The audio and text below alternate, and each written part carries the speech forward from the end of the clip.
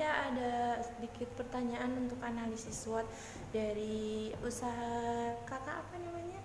Mukena custom. Ya untuk pertanyaan pertama, keunggulan apa sih yang dimiliki usaha mukena custom kakak sehingga usaha yang kakak tekuni ini bisa bertahan dengan kemungkinan pesaing yang akan terus bermunculan di masa depan? Kalau di perusahaan kita kan itu mukena custom ya. Iya. Dari brandnya aja itu udah kelihatan mukena custom. Jadi keunggulannya produk kita itu bisa custom. Dan mukena kita itu spesialis mukena bordir. Jadi sasaran utama kita itu mbak-mbak santri yang memerlukan mukena bordir. Dan keunggulannya itu kita bisa menerima custom berbagai jenis desain, berbagai jenis model Sesuai keinginan. request ya.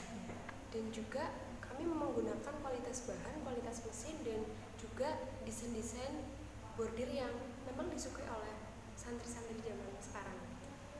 Oke, cukup ya untuk pertanyaan. Nah, untuk yang kedua nih, untuk kelemahan dari usaha mukena custom sendiri, itu ada faktor yang menghambat ingin untuk perusahaan dalam mencapai target mungkin atau gimana? Iya, tentu ada. Karena yang namanya jualan mukena ya, itu tidak seperti jualan makanan. Kalau jualan makanan itu kan setiap hari pasti ada yang beli. Kalau mukena pun begitu, cuman kalau kita mau menargetkan sehari 100 PCS terjual kan itu tidak mungkin. Iya. Jadi ada timingnya. Kalau lagi laku ya laris banget, kalau enggak ya enggak. Lalu kalau misalkan kayak permintaan membludak kayak misalkan lebaran, terus puasa, Iya. itu biasanya kami stoknya masih belum stabil. Karena kadang pelanggan meminta desain ini, sedangkan kami Custom itu biasanya butuh waktu gitu ya.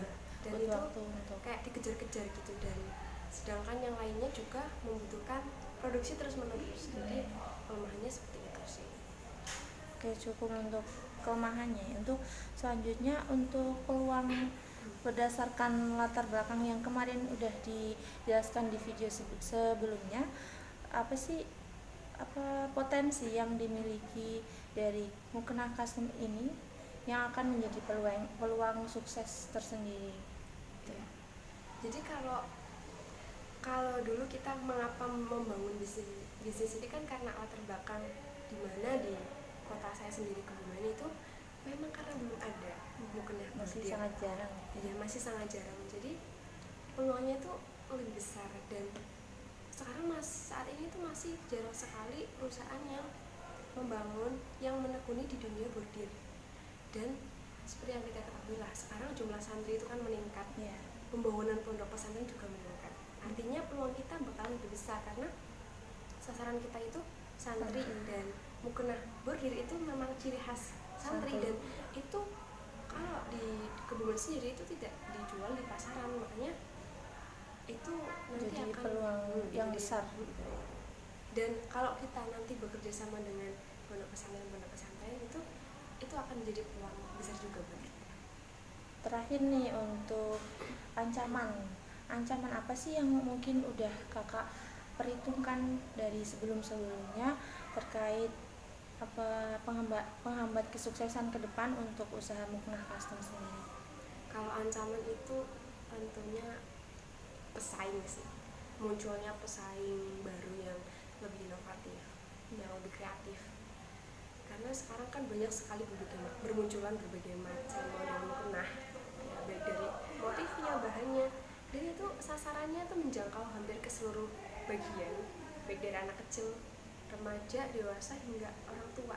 Sedangkan kami hanya bertarget pada santri, dan itu memang alasannya sudah begitu timbul ya, tanpa perlu diterawang sudah bisa kita lihat.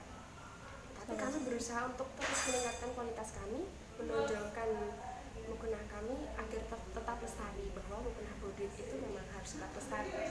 Atau mungkin untuk tadi kan targetnya cuma untuk santri, mungkin bisa untuk inovasi lagi, bisa ditargetkan untuk semua kalangan gitu.